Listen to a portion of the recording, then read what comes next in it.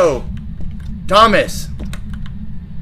You son of a bitch, dude. I'm gonna take a picture of that fucking thing. Oh, he wrote, leave or die, dude. Easy. Todd's leaving. Whoa, God, help me! It's going downstairs. Going downstairs. What would you guys do if I put this whole kiwi in my mouth and ate it? It's gonna be either, you know what, it's gonna be too...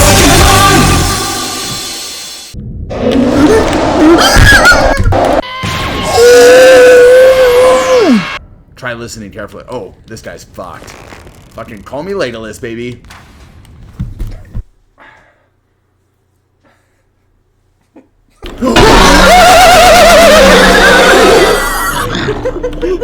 I watched that shit happen. It was so funny. Hey guys, it's Hyde, and welcome back to another episode of Hyde Piece. I know it has been a very long time since I posted about Hyde Piece. I've been extremely busy stuff, but I am glad to be back. I'm glad to be, doing these things. It's weird. I've never done this by myself. I've never actually talked to a camera by myself, but then when you think about it, I guess I am talking to myself when I am streaming, because technically there is nobody in the room with me. So I sound like a crazy person if somebody was like walking by my door and just hear the shit that comes out of my mouth. I'm 100% sure I just peed in my sink, but I'm not sure.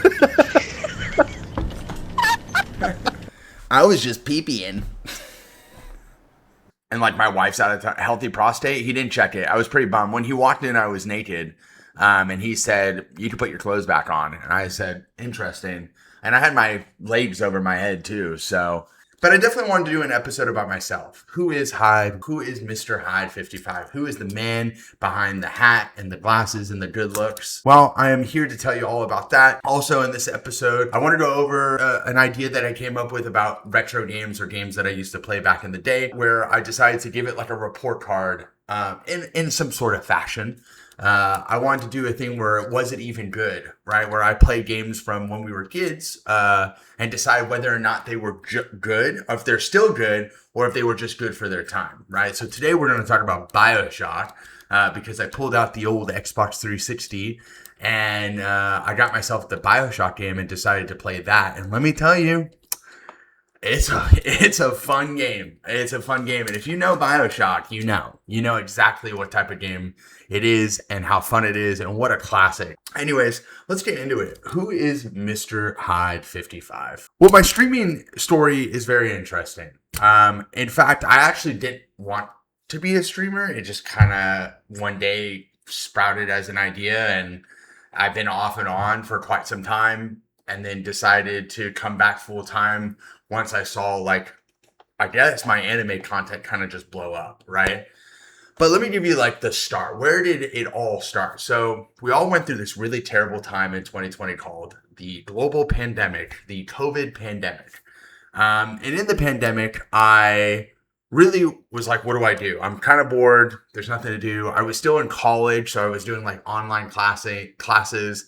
But I didn't have like a computer, like I didn't have a gaming computer at all. At the time, was with somebody else, I was with another partner, and I had told that partner that, hey, I think I want to be a streamer. I think I just want to stream for the funds of it, right? And that person said, well, if you could do it without having to buy a computer, then go for it. But I don't think you should buy a computer. We don't have money. So I decided to start streaming off my Xbox One, which, by the way, was just awful. There are some clips. If I could post some clips in here, there might be some clips of the past. Like, shit! Oh, right here. No, what are you doing? Stand up, bitch. Stand up. Oh, what it used to look like and stuff. But I used to stream off my Xbox. Apex Legends when it came out. Which Apex Legends was such a great game when it first dropped.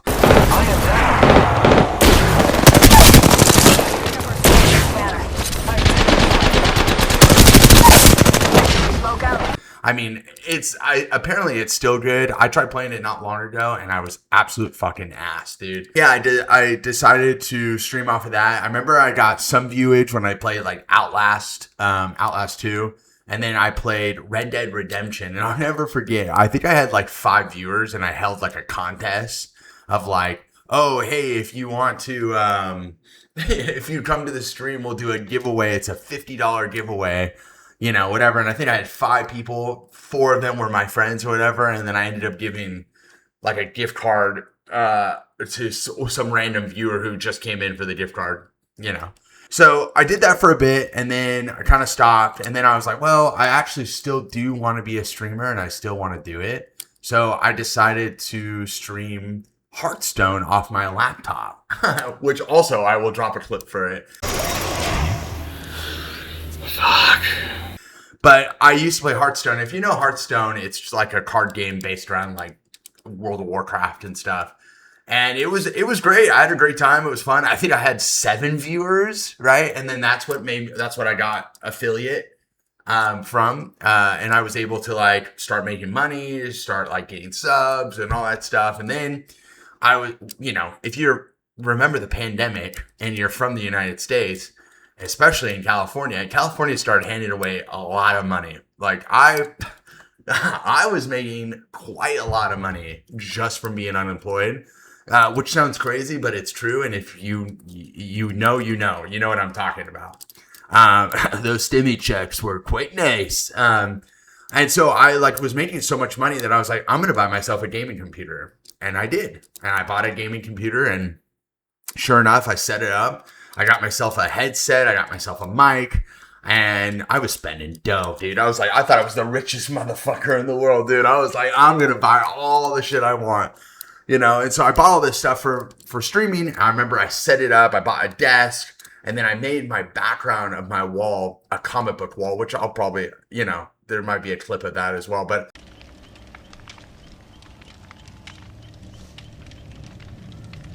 it was a comic book wall. All these comics I had just acquired because my stepmom's dad had passed away.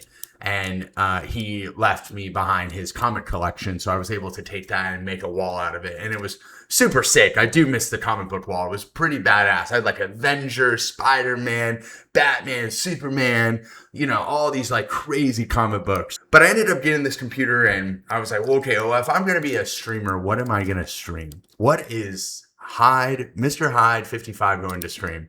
And so I decided to stream Dead by Daylight.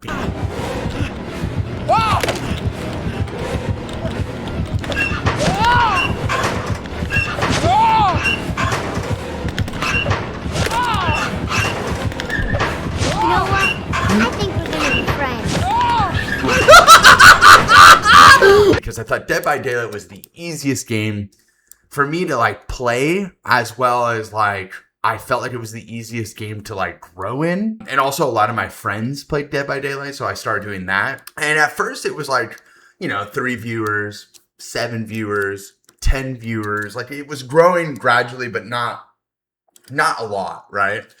And sure enough, like I think I started averaging around 20 to 50 people.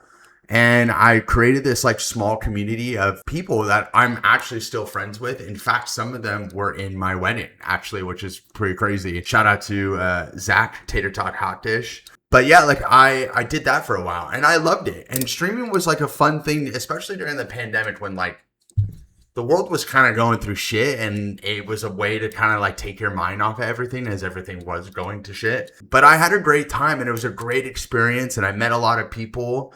But it was never to the magnitude of what it is now. I mean, what is happening now is incredible, right? To be able to do what I do, to make this like a full-time job and to be able to, you know, meet people from all around the world. I think when I streamed back in the day, I mean, yeah, I met people all around the world, but it wasn't to this extent. But I streamed for a bit. I mean, I streamed from 2020 to 2021 for the first round. And I remember after I had graduated college and I thought I was going to get into teaching and I became a substitute teacher, I ended up actually retiring. And I said, unfortunately, I just don't think I could do this while I'm teaching because there was a fear of students finding my content. And if you know my content, I don't think it's appropriate for kids. So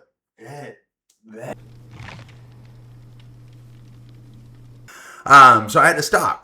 And then after the school year ended, I decided to come right back because I was like, well, what am I going to do in the summer? I have a whole summer ahead of me. Might as well stream. I kind of miss it. I miss streaming for people or whatever.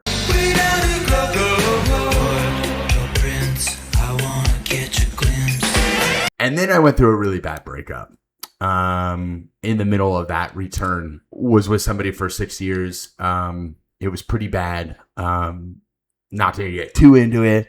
But I ended up having to pack up my stuff and leave where I lived. I lived in Northern California at the time, and I had to go back home, which is originally where I'm from. I had to go back to Southern California, where I'm originally from. And it was tough. It was tough. And at that point, I really didn't know what I wanted to do. I was in the middle of like a teaching credential system. I was in the middle of a teaching credential, trying to get my teaching credentials. I had a job as a teacher up in Northern California. And then that breakup kind of like put a wrench in it and kind of derailed everything. And I decided to have to move back. I had to move back in with my parents, which was not ideal, but it was what I had to do. And I moved with my dog, Hank, which I'm sure you've seen pictures or videos of Hanky. You've seen pictures of Hanky and Doug. Doug makes more appearances. Hank does not like streaming. I think one time when I was streaming with him in the room, he took a shit on the floor because I was playing a scary game and screaming, and he decided to take a shit right on the floor, dude. It smelled fantastic. But yeah, I ended up having to move, start streaming a little bit there. Then I got a full-time job as a teacher, so I stopped streaming, started working as a teacher. And then once that ended, I was like, well, what am I supposed to do? I kind of like want to go back to streaming. So I went back to streaming again. I played Lethal Company when Lethal Company came out. Fuck, Lupe. Fuck, dude. Lupe is fucking shoving that shit back, dude. Yeah. And I started, every time I came back, I started small. And then I got to a certain point where I was like, oh, this is kind of growing. Like, this could be good. I could probably keep doing this or whatever. And when I meant growing, I went from like 10 viewers to like averaging from 30 to 60, And then I got another, I started, where am I going, dude? I'm like rambling at this point. But after that point, I decided to go back to teaching again. I went back to school. So I decided to do my teaching credentials at Cal State Long Beach in California. And when that happened, I was like locked into school. So I ended up not really streaming much. But then again, of course, Hyde has to make a comeback. I came back again, started streaming Elden Ring.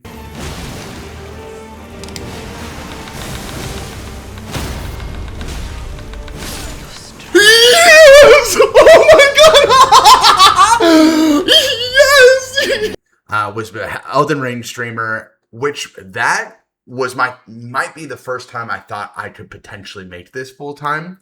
My Elden Ring content kind of blew up, especially on TikTok, especially Lethal Company. Like, if you ever go to like my TikTok, I don't post a lot on TikTok anymore. Mostly it's everything on Instagram. But when I posted on TikTok, I had like a few videos in the millions. I was like doing really well for TikTok content, and then I start streaming Phasmophobia after Elden Ring.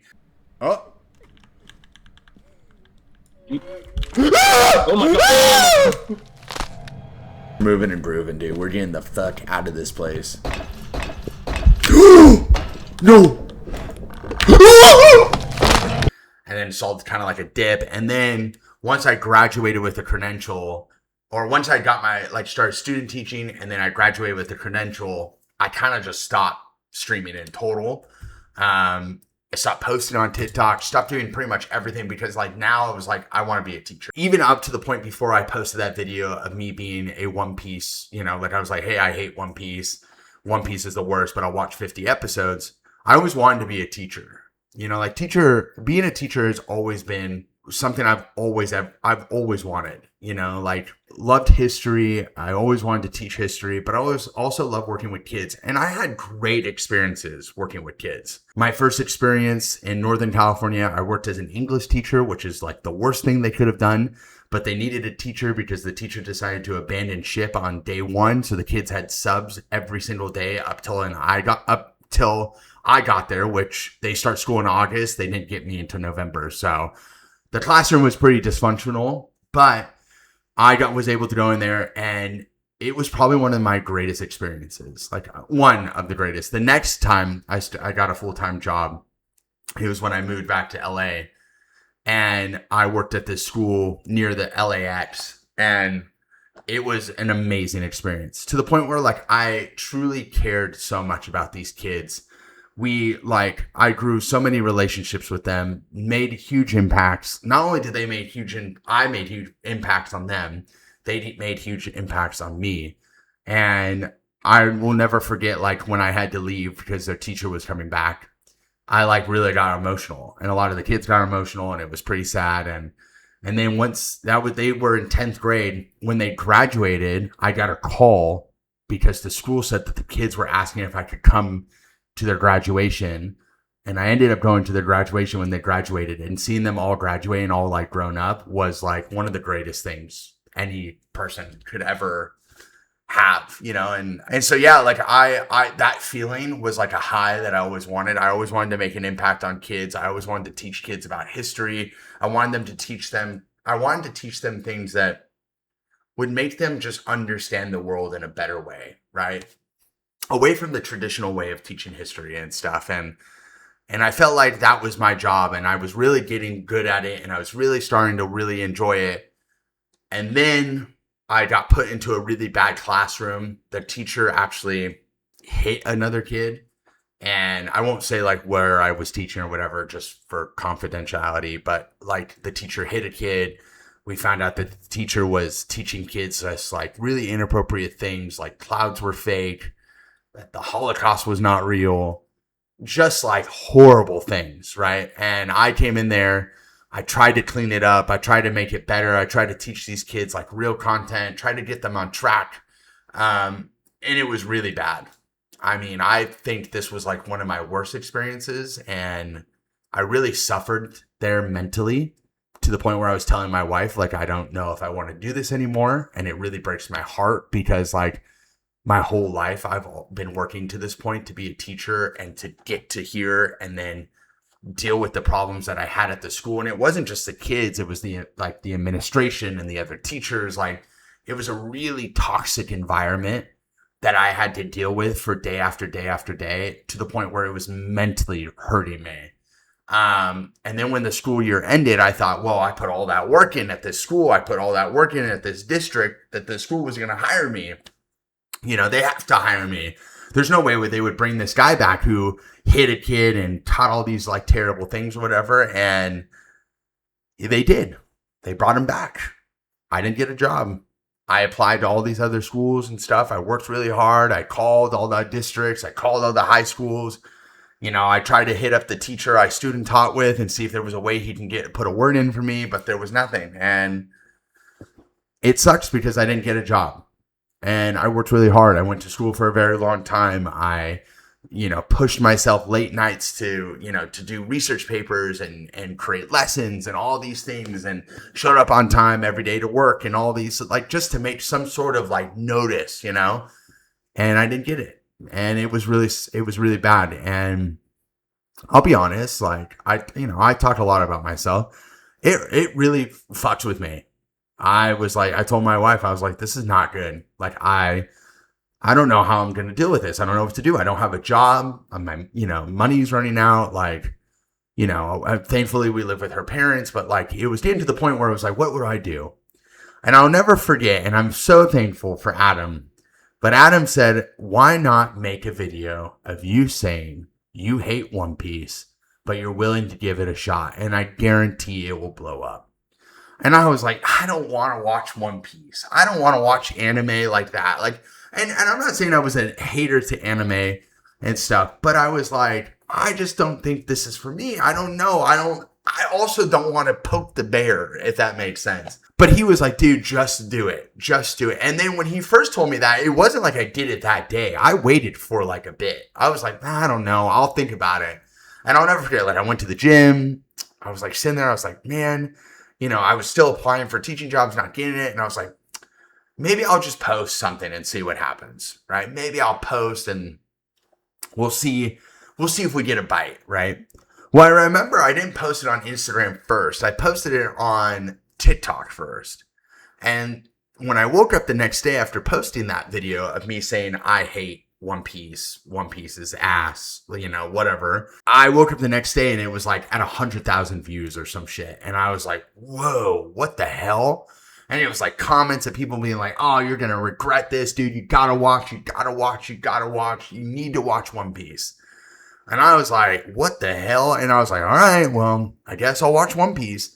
But let me back up a little bit before I get into this part. I feel like I've been going on a tangent. Again, I don't know how else to talk to myself. The reason I hated One Piece was because I watched Attack on Titan first. I will never forget starting it in like 2016 and then finishing it when Adam was like, you gotta finish AOT. Because I think I only watched the first season and then I never picked it up again. So I ended up like binging it with Adam, who had seen it already, and then his brother, my other brother-in-law, and binged it all and was like, okay, whatever anime I do watch next, it has to be to this standard. Because AOT to me was like perfect in every way. I loved it. I loved the action. I loved the moments of just being absolutely bamboozled. And you know, if you're an AOT fan or have seen AOT, Adam was there for one of the greatest reveals ever. And it's when, I can't even remember his name now, which sounds so stupid. I'm looking this up. Reiner, the armor titan. When he's on the what is it called, the wall, and he's like, I'm the armor titan. He's like going insane. I'll never forget just sitting on my couch and Adam looking at me and me going, what the fuck did he just say? Because that was like AOT was like all these moments that were just crazy, that were mind blowing. I did watch it in dub. Now as a sub watcher, I'm like, damn, do I want to go back and watch it? It's been a while. I would love to watch it. I'm sure it would still blow my mind away, but I'm wondering if it's a different experience if you watch it in sub rather than in dub. But the dub is really good, so I will say that. I do think it's one of the best dubs I've ever heard. Take that as it is, right? You know, don't go, hey, Hyde, you're an idiot for saying that. So that was the standard of how I liked anime. It had to be action-packed, dark, you know, crazy story, crazy twists and turns, and the plot thickens, and the foreshadow, like all those, like just combination, because that's what AOT was, right? I remember watching Solo Leveling, also in dub, not sub, Arise, right? Which also I made a video about that recently, about how I think Solo Leveling is a good show, but now that I've seen so many animes, I don't think it's a great show. I think it has great animation, but it doesn't have a great storyline. I think the character is great. The main character is not great, good. But I also don't see this form of struggle and this sort of like development of the character. I know people get mad at me. There was a couple of people who agreed with me. There's a couple of people who don't agree with me. But again, Solo Leveling, AOT, these were the two like most important animes I watched in my life, right? Outside of like Pokemon and Yu-Gi-Oh! Of course, I'm wearing a Yu-Gi-Oh! Shirt. Exodia, Exodia! Obliterate! Anyways, weird, I'm losing my mind. That was like the standard of how I liked anime, right? I watched My Hero Academia, which people give me so much shit about. They're like, you need to watch My Hero, it's so good. I watched 3 seasons of it. The first 2 seasons I kind of remember a little bit. Actually, I couldn't even tell you the main character, other than I know All Might is the big dude and he's injured, so he gets really skinny, I think. I also remember there's like one good fight I saw where they're like in a dome, I think, and the villains show up. I don't know. Anyways, My Hero was just like really bad. It was also a show I kind of put on the background when I was like, whether I was working out or studying or grading papers. It wasn't like I was like focusing, right? So maybe I'll give it another try down the line, but I also remember it not being good and also telling Adam it's not good, which also Adam said it's not good. But anyways, like prior to that, I had seen like little snippets and things of One Piece, and you know, Adam's told me about it, and I think it was more of the hate of how much Adam preached about it that made me hate it, right? Like the cult, like now I'm a cult member, but it was like that cult-y like kind of feeling of like, oh, it's the best thing ever. I'm telling you, it's better than the Odyssey. It's like the modern day Odyssey. It's better than any anime. It's got the best storylines, the best backstories ever thing, right? And I was like, there's just no way. AOT is the best. There's no way. And I remember he was kind of like describing something to me, and I was like, no, I saw a clip of Luffy stretching his arm out, and I was like, that's lame. So there was a lot of like hate for it, my standard, right? Like or the reason why I hate it was, one, I was like stuck to AOT.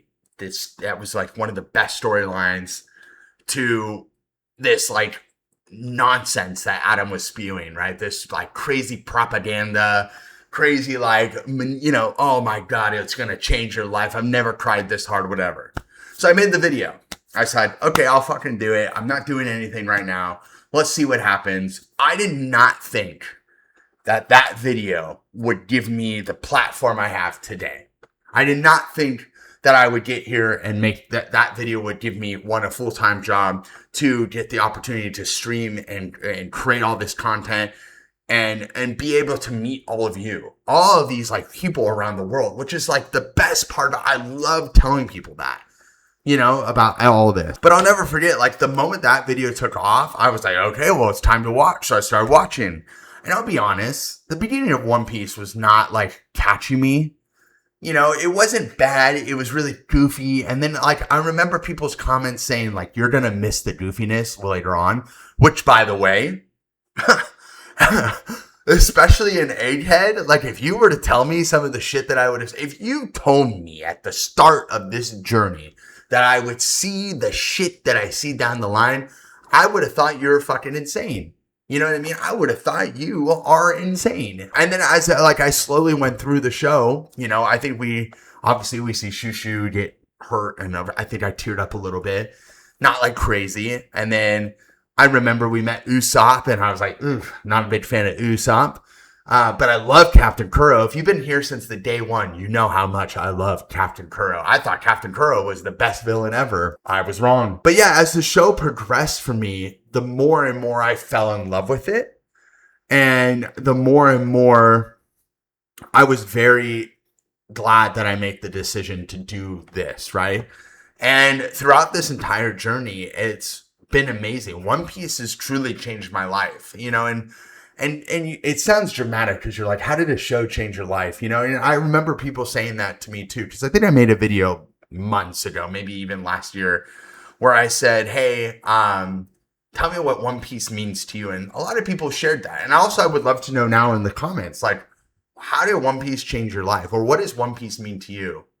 One Piece for me changed my life in many ways. One, it created this platform and gave me all of you guys and created this like amazing experience that I am internally grateful for. I mean, Mr. Hyde 55 went from being this small little streamer to nobody to now being like an anime person, where I'm getting recognized at like Anime Expo, which is crazy. But also it changed my life in the sense like it gave me a new purpose, and like I felt like as a teacher, that was my purpose in life. But then when I became a streamer and started watching One Piece and like embracing One Piece for what it truly is to its core, what it teaches you to be like, what it teaches you, when it comes to the idea of what's, I don't even know how to say this, but like it teaches you so much about yourself. What is like the definition of humanity and the definition of justice and the definition of protecting those who can't protect themselves and all these things. And for me to be able to make connections to my own life to the show, like Sanji during the scene with his father, like I was able to like reflect to that because I didn't have a dad. And when I did meet my dad told me he didn't love me, and he didn't want me, like things like that. Like I was able to look at the show and really use it to like express myself, which I think a lot of people in this community, I feel like I'm going all over the place with this, but I hope you understand what I'm trying to say. But I feel like this show really taught me about myself. Like I was able to see myself in a lot of these characters, which sounds crazy because these characters are like, they're bizarre in their own ways, but they all have this sense of humanity within them, right? And they all are going through hard things. Somebody asked me recently, who do you think had the most traumatic story? Well, growing up with someone who's been through trauma, I was abused physically and sexually as a kid by my stepfather. I would never tell someone that my trauma is more traumatic than somebody else's. And I think when you look at all these stories, these backstories, whether it's Kuma's or Nami's or Sanji's or Zoro's or Senor Pink or like, any of those things, they all went through their own trauma. They all went through something that greatly hurt them internally, mentally, emotionally, everything, right? And I think that is something like this show does so well. Like it just they're all very traumatic stories, and you can relate to every single one of them in some way or some form of compassion, you know? And it's incredible the way that Oda wrote this story, you know, and how he was able to portray these characters and all these things. It's so crazy. I was talking about how I like from a streamer to a teacher to becoming a One Piece content creator or anime content creator. And then it was like, oh, this changed my life to like, oh man, Oda really fucking cooked. I feel like it's all a combination of everything. So I'm sorry, but if I'm going in tangents, but Oda did so well in developing a story that makes you feel for these people. It makes you feel for what's happening, to make you feel for the world that this show has. And it's beautiful. And I've learned that like throughout this entire journey from start to finish. And, you know, it's a beautiful thing, and I truly do believe it is like the modern Odyssey in some form, some way, which is crazy to say now. You told me that if somebody showed me this clip and showed it to me from when I first started, I'd say this guy's crazy, but it truly is. It's incredible. All the characters we meet along the way, all this hardship and the struggle and the pain and the rage and it's like, I don't know. It's truly an incredible thing. But going back to the idea of how it changed my life in a sense, like I found my purpose. I could take One Piece content and relate it to my world and teach you guys in a way as if I was teaching a classroom. You know, I'm a history teacher or a social science, you know, teacher background. I have a history degree, etc. This show has history all throughout it. References, themes, you know, the definition of slavery and racism and internal hatred and inherited hatred and all those things, right? It's right there in front of us as we watch it. People like to deny it, you know, which we can have that argument and debate of whether or not One Piece is political or not. I think it is. And if you don't think it is, I think you're blind, right? But I think this show gives me that opportunity to be able to do that in a different sense. I may not be in a classroom. And I know Twitch streams are not a classroom, but this gives me an opportunity to be able to teach you guys some of the things that maybe you don't know. Even if you did know, I could teach you guys and you guys appreciate it, right? Or I've made an impact on you. So many people write me these messages that I've made huge impacts on them, that I've saved them from, you know, their dark days and all these things and stuff. And I feel like my form of entertainment to you is my purpose.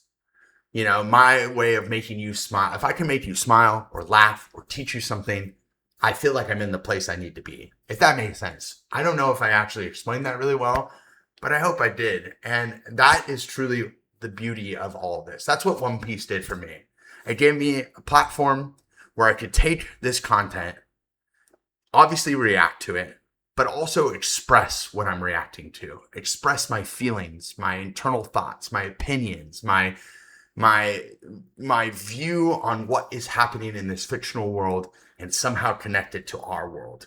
I've made countless videos about how I feel about what I'm watching, what I think of what I'm watching, how this relates to our world, what it means in our world, and how do we as people define that, right? And I think that is what makes this show so perfect. And I think that's what changed my life. And not only that, it's just taught me I feel like it taught me how to be a better person in a weird way, you know, to defend those who can't defend themselves.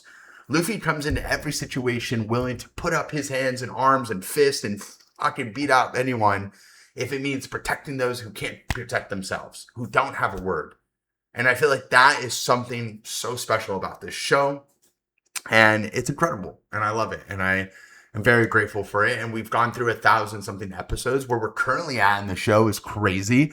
I kind of made a prediction about that in today's stream. We watched episode 1173. And we just saw Loki get a little tap from Luffy and he fell over. And my prediction is this after watching that. I think Loki, I know we're going straight from another topic to another topic. I'm sorry. But this is important, okay? This is important, baby. But I think Loki is not our villain in this arc. And maybe I'm wrong. You could tell me that. I don't think he's the villain. I think that Loki is a misunderstood character in Elbaf where I think, because he made the comment at the end when his half brother is about to kill him while he's laying there. And he makes the comment, "You think I killed our father on purpose?" Like, or something. And it made me think, why would he say that? And that's where I started putting this is a Hyde theory, and we all know how Hyde theories go. They're pretty dramatic. But I think that Loki might have had done something that everyone deemed really bad or didn't understand what he did. But I think he had to kill his father for some sort of reason, and has been deemed like this bad person, this evil person that will cause destruction, whatever. But he was truly misunderstood. Like, he was probably maybe trying to save them.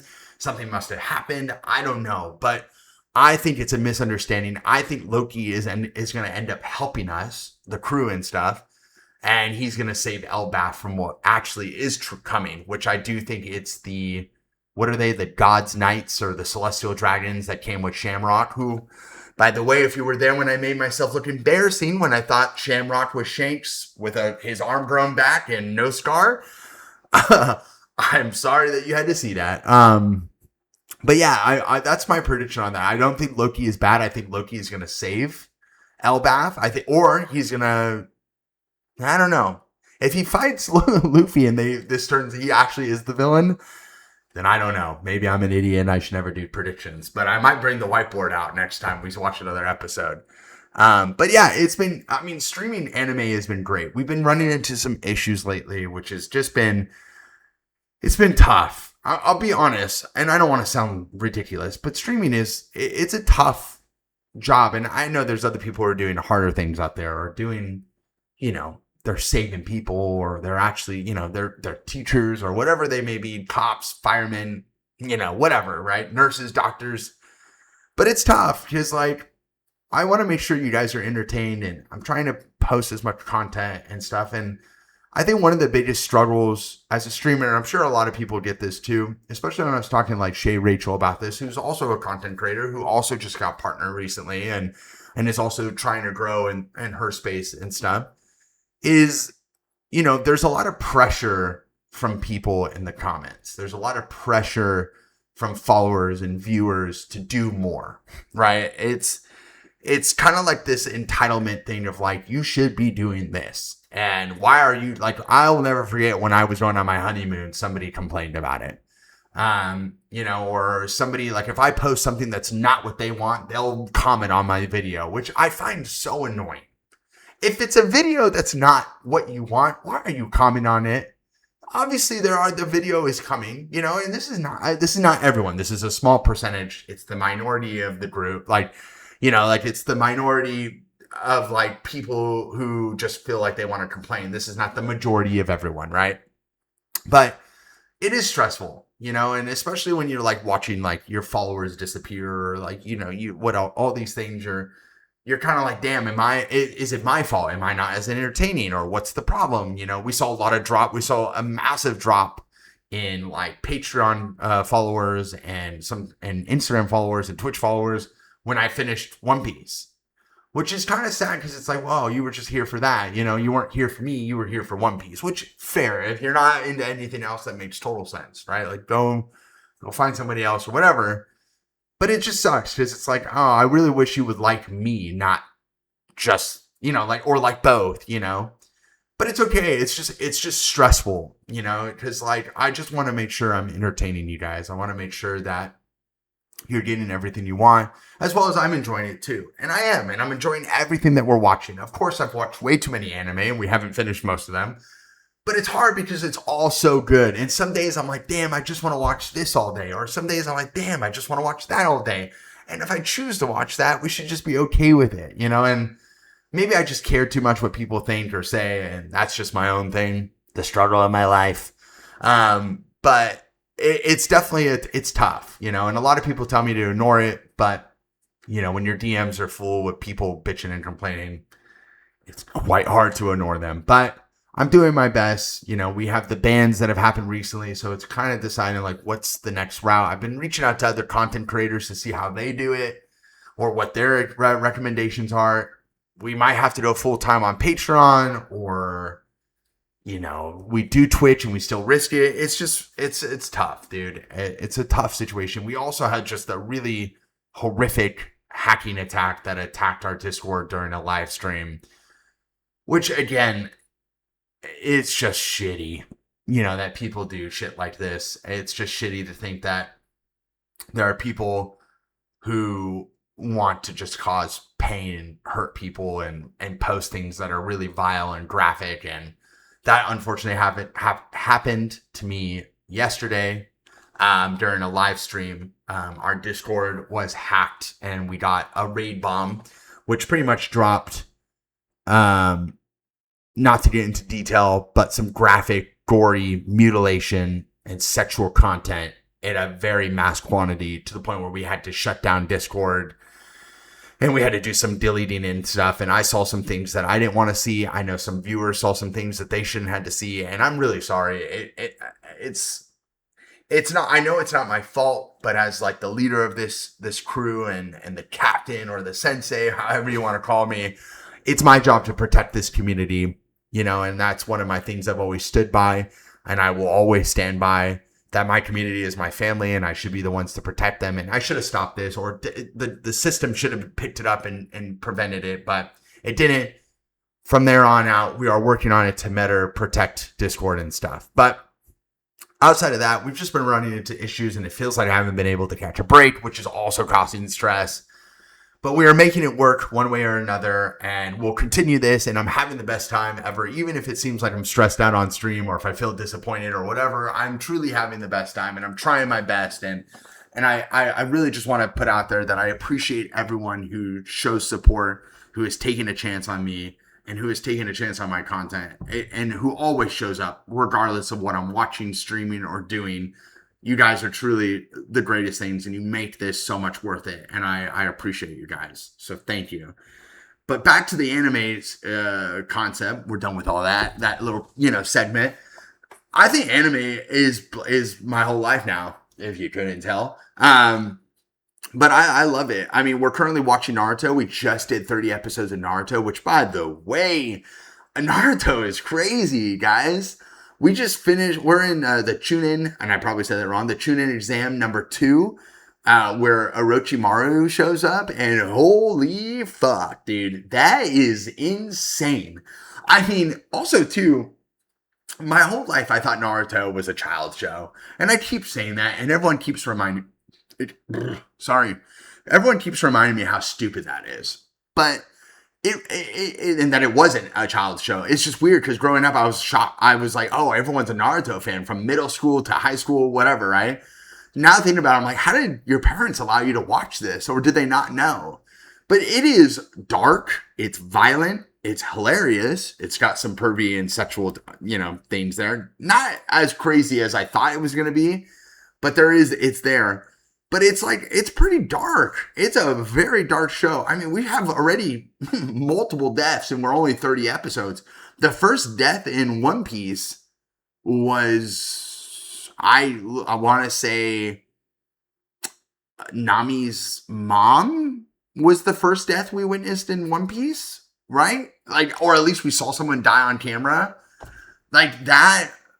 Which is also sad. What a sad scene. I love you when she says that. Oh, Jesus. Bellamere. But anyways, it's such a good show. It's got great music. The soundtrack is fucking great, guys. It's super good. Great action.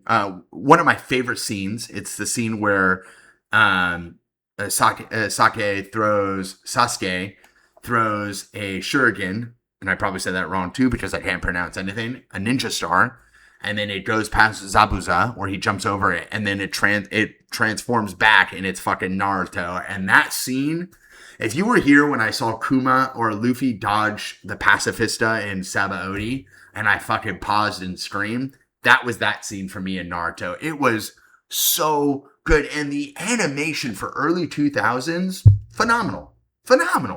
How is was this anime studio just so much superior to what One Piece was going through? Because One Piece animation was never close to that. I know it's older, but when it got caught up to that point, that animation was not as smooth as that. I was watching Orochimaru fight Sasuke, and it was insane. Like, insane movement. The choreograph, it was like a dance, dude. It was like a goddamn tango. But anyways, I think Naruto is great. Great storyline, great action, great music, great plot. I still don't really know what the end goal is, other than to get stronger and get a higher rank as a ninja and fight villains along the way, is what my understanding of that is. But I don't know. I'm like, because, you know, in One Piece, like, we know we're supposed to get to the One Piece to the end, right? And then, of course, along the way, we meet villains and defeat them and stuff. I'm wondering if it's similar to that, right? But I think it's great. I'm really glad to watch it. It makes me very excited to continue the show. I'm in love with it. I have no negative things about it. We did watch our first filler, and a lot of people bitched about it. And I don't know why people complain so much about fillers. The filler wasn't that bad. We watched part of it, I guess.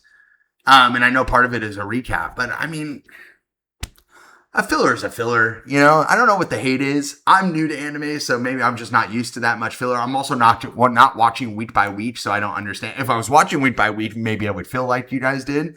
But I'm not. But overall, great show. No negative things. I would say I would give the show like a 9.2 right now. Maybe even a 9.5. Like, it is pretty damn good.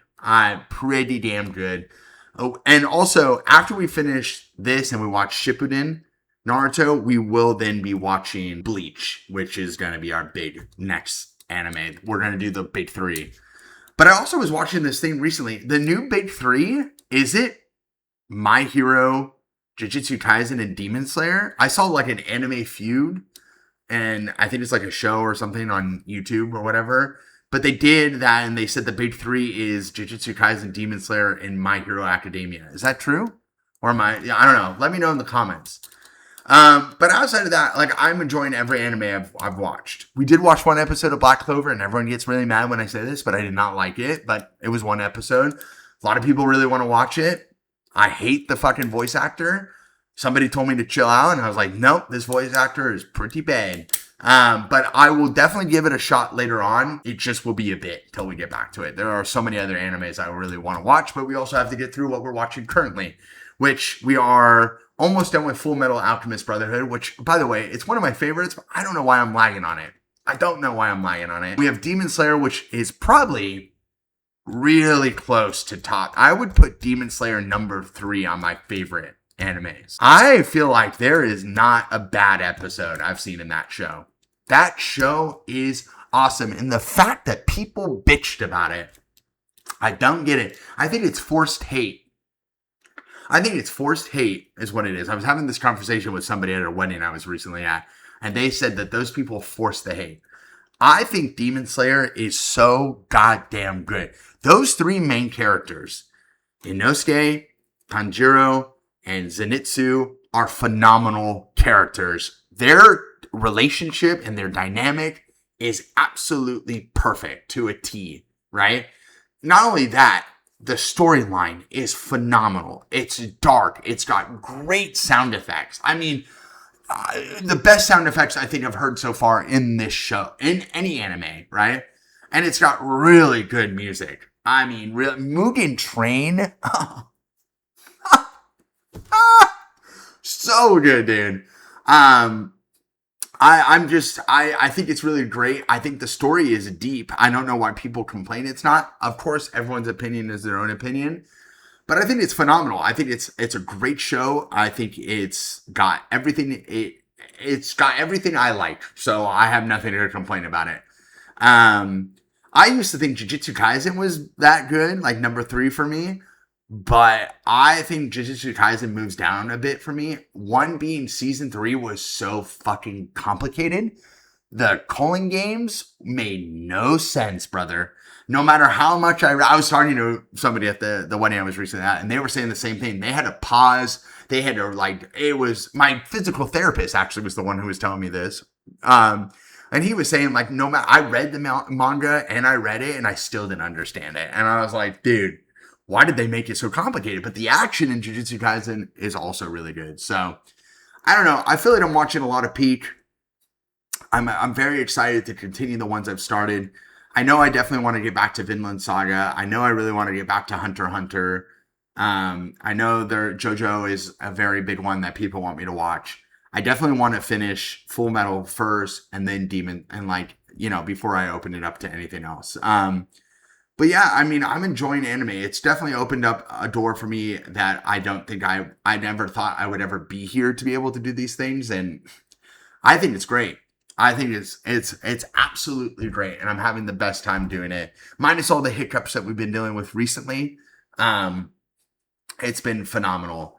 But I want to get into the last little part of this story, or this episode, is I want to talk about BIOSHOCK.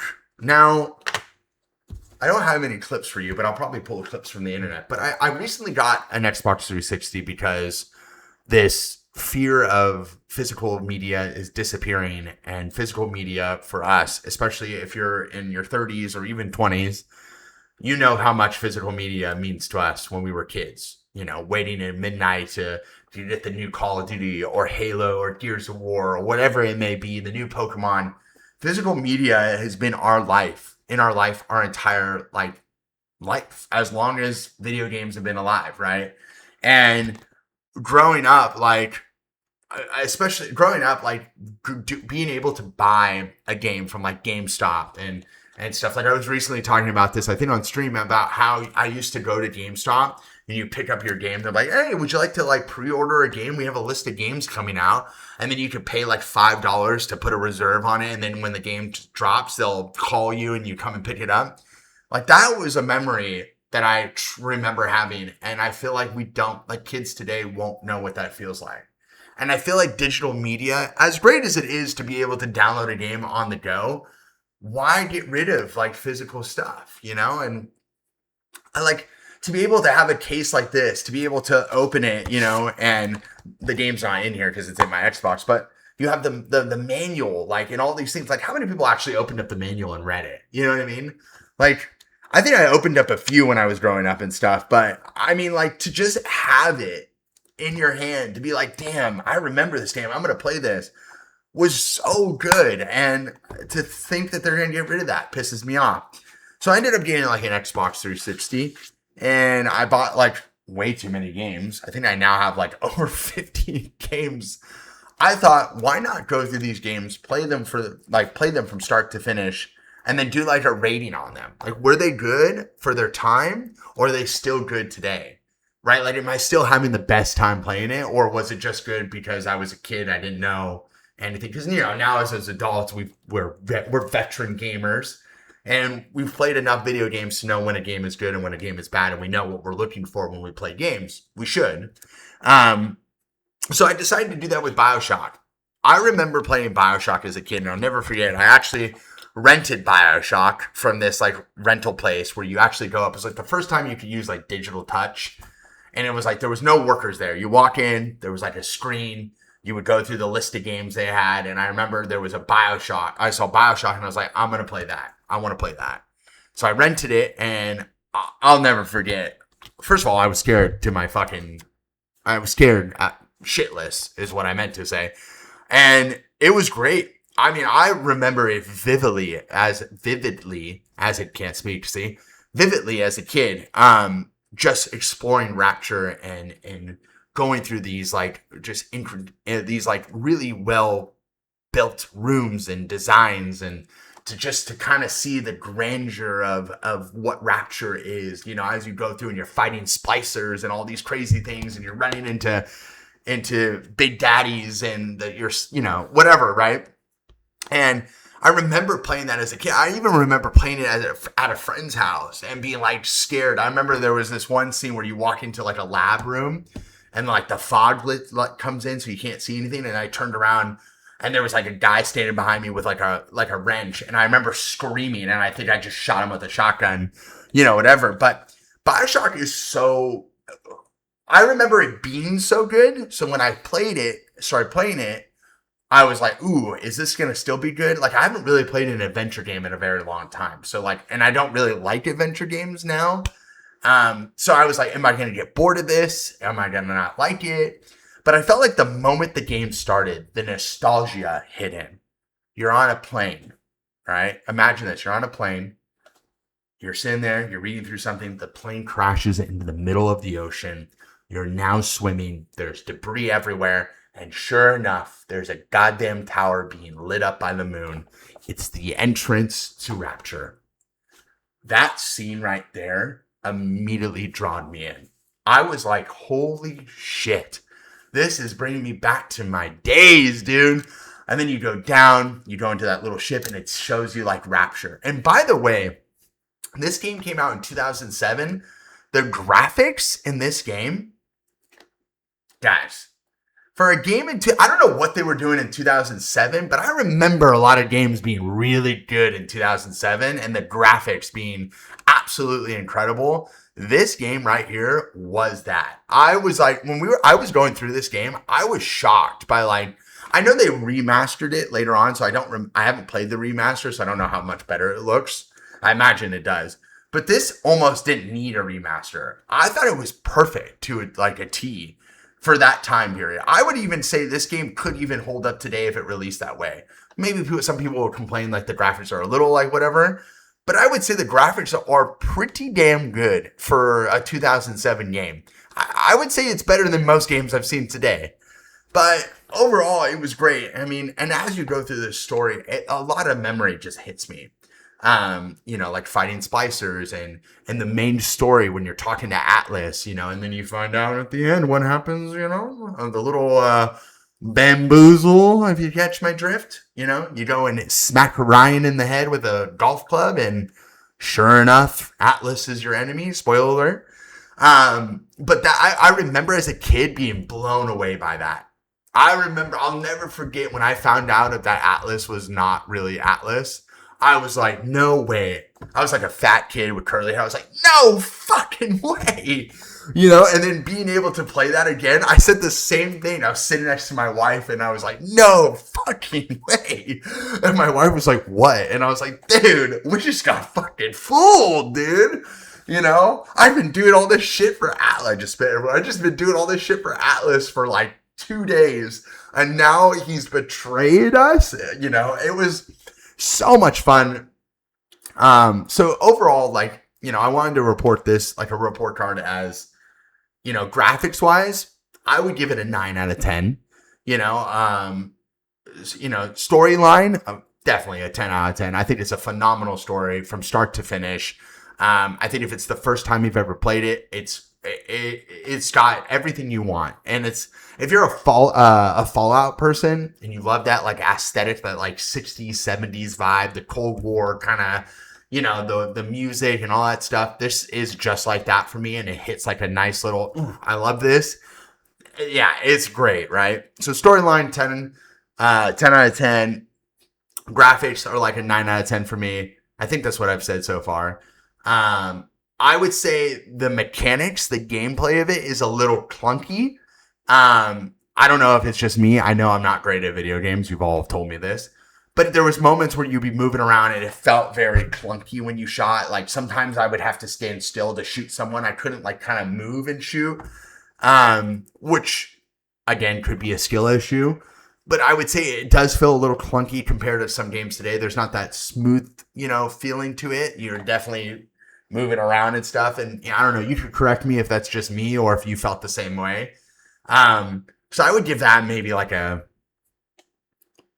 7.5, maybe, like it's not bad. It's just for me, it was like, ooh, I don't like that. I'm annoyed by some of these like movements, What else? I didn't really think this out. My next one will be better. But I think gameplay, graphics, and storyline are definitely really important. I think also like having the abilities part, that's also really good. I think that's a lot of fun. That can also be a little, clunky as well. It's the same thing. You're trying to aim and everything. It also is really hard. It's a hard game. Which is maybe why I'm putting it down on the clunkiness is I thought it was not, I don't remember it being this hard, but like playing it now, it was hard. Like there was moments where I died over and over and over. And I also forgot how quick you run out of ammunition and how quick you run out of things. Like I don't remember that happening. You know what I mean? Which is just crazy to me. But again, could be a skill issue to be completely honest. But yeah, I would say like graphics, 9 out of 10. Storyline, a 10 out of 10. Mechanics, gameplay, probably like a 7, 7.5. Not bad, not great. I wish it was a little bit smoother in regards to like how gaming is today. I'm not saying that there aren't games that are like clunky and stuff, but it definitely just felt clunky. But overall, I would say this game is still good from the way it was back in the day. I think that it has an amazing we'll do an atmosphere as a rating. The atmosphere of the game is great. I would give that a 10 out of 10. I think the atmosphere, the scare like the fear, the scaring, it almost felt like a horror game at some point, and I didn't say horror, I said horror. It's great. It's got everything. I would say this is the game is still good for what it is. I don't think it's bad. I think it has everything that, like, if this game was to release today, I guarantee it would do phenomenal. It's got a lot of elements and a lot of what games are today, so I don't know if it was like the breaching point for what games are today. Definitely see it being such like it would fit perfectly in today, which, by the way, I do think they're making a BioShock 4. I know they made 3, which is crazy. I just realized I've never played 2, so 2 is going to be really fun when I play that. And number 3, I do remember playing. That was really fun. That also, can't wait to play that again. But yeah, I heard number 4 is going to be in Antarctica, I think. So that would be really cool if that's true. But I'm curious to see what they do. And hopefully they keep it very close to what the game is today. But overall, phenomenal game. It would definitely hold up today. A funny story about it. So you know how there's the parts where you can either harvest or save the sisters. And I remember, so my wife is playing Pokepia because she's fucking addicted to it. And so she's sitting behind me and I'm playing it. And it's the first part where I killed the first Big Daddy and I either have to harvest or save the sister. And I grab the child, and my wife, I didn't know she was watching. She goes, "Are you going to save her?" And I was like, "What?" And she goes, "Are you going to save her or are you going to harvest her?" And I was like, "Oh, I'm going to save her." And she's like, "Oh, okay, interesting." So I saved her. Then I saved the next one. And then it's been a while. I've been playing now for like an hour and a half. Then we see another one. This Big Daddy was just fucking me, which, now saying that out loud doesn't sound great, but he was truly causing me some issues. And the moment I killed him, I grabbed the little girl and I harvest her, which again sounds really bad saying out loud. Okay. But I harvest her and my wife goes, "Interesting. So what was different about this little girl than the other ones?" And I like looked over and I was like, "Are you watching me play this game?" And she was like, "I just want to know, what was your thought process when you went into harvesting this little girl?" And I was like, "Oh, fuck, dude. I'm sorry. I didn't mean to." But she's been watching. She doesn't like the sounds of the game when we're playing because it's literally just like, the fucking drones, which, by the way, the drones are annoying, dude. There's a lot of aspects in here. Or the guys that are always tossing fucking grenades. Oh, my God. But yeah, overall, again, if you have not played BioShock, definitely play BioShock if you get a chance. If you have an Xbox and you have this game and you haven't played it in a while, pick it up, like put it in and just fucking play, dude. It is such a classic. It is such a phenomenal game.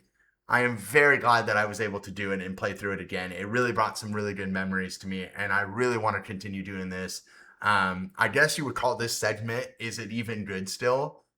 We'll work on that. If you have any ideas what it should be called, let me know. Or if you would like me to like dissect it more, or like there's sections that you think I should talk about more about the next game, let me know in the comments because I definitely want to be able to do that. But overall, great game. I do think that it would actually work in today's world if it was to come out today. So, but other than that, I appreciate you guys. This is the end of the episode. I guess this is episode 7. I'm probably going to do this once a week now. I mean, it's easier when it's just me. I will probably have some more people I'll interview too. But overall, I just want to say thank you guys. It's been a year of doing this, a little over a year now. And you guys have truly made this such an amazing experience. We've had some hiccups. We've had some crazy shit happen. We've had some moments where I was like, damn, I don't know. This is tough. But I want to say that overall, at the end of the day, the one constant thing is you all showing up, so excited to see me the moment I go live. And that is what makes this so special. It's what makes me want to do this every single day. and I am very grateful for every single one of you. So thank you for everything you do. For me, my wife and I are extremely grateful for all of you. So I thank you guys from the bottom of my heart.